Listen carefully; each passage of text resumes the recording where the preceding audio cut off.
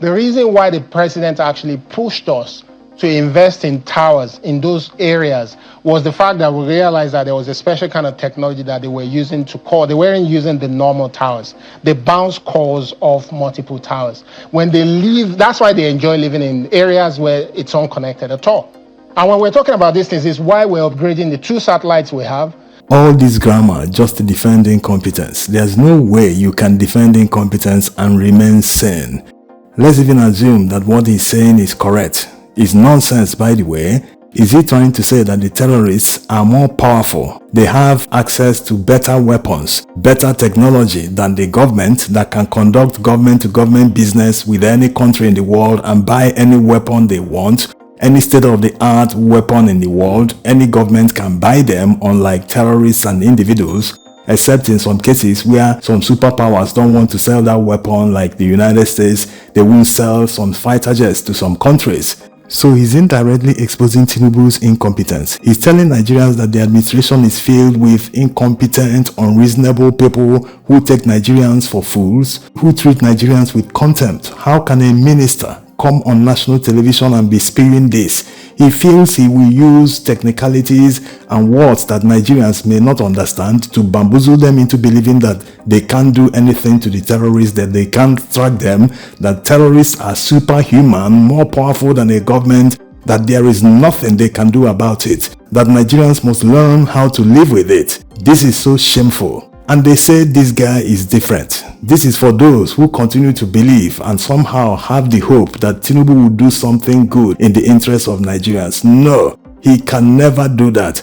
Even if someone is competent, Nigerians know the person, they know his antecedents, what he has done building his career. Once that person is appointed by someone like Tinubu, that person will instantly become incompetent. That's how it works. Look at all the people that criticized him in the past, people that called him all sorts of names. Today, he has appointed the people and the people are happily working for him, singing his praises. So once you associate with him, you will lose everything you used to believe in. Imagine the kind of people he appointed as ambassadors. People that have caused division, spreading ethnic hate, spreading all sorts of misinformation and narratives. These are the people that are going to represent Nigeria abroad. Can you imagine that? Now, let's get back to reality, because these ministers and appointees always live in an alternate reality. For the records, this is how these terrorists and kidnappers operate. They attack a moving vehicle on the highway, and if eventually they succeed, the vehicle comes to a stop, they will storm that vehicle and abduct people and take them into wherever, into many forests. And the first thing they do is to use their mobile phones to call their relatives and associates to tell them that they have been kidnapped and make the demand for ransom payment. Once that call is made, the family members will quickly set up something like a GoFundMe on social media. They will start soliciting for funds from people so as to be able to save the life of their family member. This is how they operate. And why they set up that GoFundMe to pay the ransom is simply because they can't afford the huge millions these terrorists and kidnappers demand from Nigerians. Billionaires who can afford these huge amounts do not travel by road at this time in Nigeria. They all travel by air. It is safer. So it is the ordinary Nigerians that suffer this more.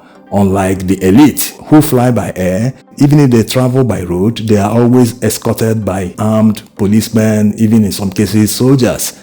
So let's analyze the incompetence of this administration. Someone will be kidnapped on a Monday, and by Tuesday or late in the same day, their family members will report the kidnap on social media. Mostly on social media, because when you go to the police station to report, they won't do anything about it. As a matter of fact, some of them will even ask you to pay them to track the mobile phone of the victim. Yes, it happens on a daily basis. So most times, Nigerians just report for the sake of reporting and go on social media to start soliciting for funds. Now, the government is supposed to do something at that stage. Once the report is made, the police is supposed to swing into action. They are supposed to start tracking the people because they use their mobile phones. It's not as if they are hiding. They take the mobile phones of the victims to call their friends and family members. And that phone must be kept alive because that's the point of communication between them and the family members. When they're able to raise the millions for ransom, they will call them and arrange how to drop the money. So all this time, from the time the person is kidnapped, it takes about a week or so to raise the money. That's if the terrorists are patient enough. Some of them will harm the victim if the money is not raised as quick as possible. All this time, the government does nothing, the police does nothing, and ordinary Nigerians will be running around helter-skelter to raise the money. At the end of the day, some of them don't even raise that money and the victim will lose his life, or they eventually raise that money and still they will not see their loved one. So going by the minister's logic and excuses, the police can't do anything. They can't track these criminals down. They can't geolocate them despite the fact that mobile phones are used to communicate with the family members. They can't do anything. But let it be someone that criticizes the administration. You make a post that is antagonistic of Tinubu, they would quickly track that person down, like it happened a few weeks ago. One man made a post on social media saying that what Nigeria needs right now is a military coup, blah blah blah. He was picked up within 24 hours and flown to Abuja. So the tracking only works when you criticize them, when the opposition criticizes the administration. But when it comes to actually doing the work, saving the life of a Nigerian, doing the job for which Nigerians pay them, the equipment or whatever they use to track suddenly stops working. And they will also suddenly start making excuses, trying to convince you why they are not able to do their job.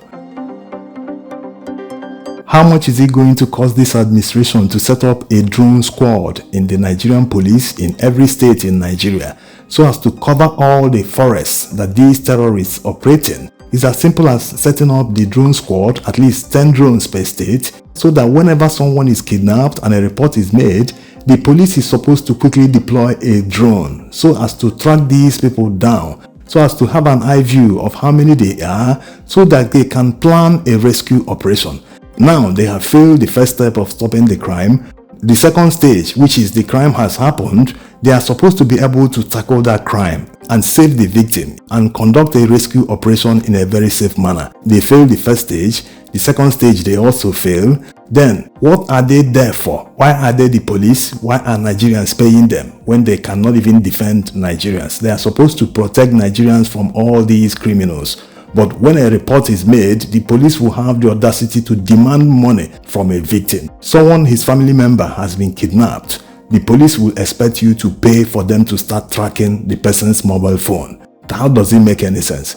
So it's a shame that a minister who some Nigerians believe that he is bright enough, that he is different from other ministers, look at what he's saying. He takes Nigerians for fools. No, Nigerians are very smart.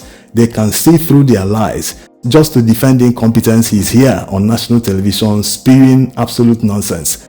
How can he say that they cannot geolocate a mobile phone? Or let's not even say phone. What about the SIM card? The SIM card is inside there. They can geolocate that SIM card once that phone is powered on, except it is off.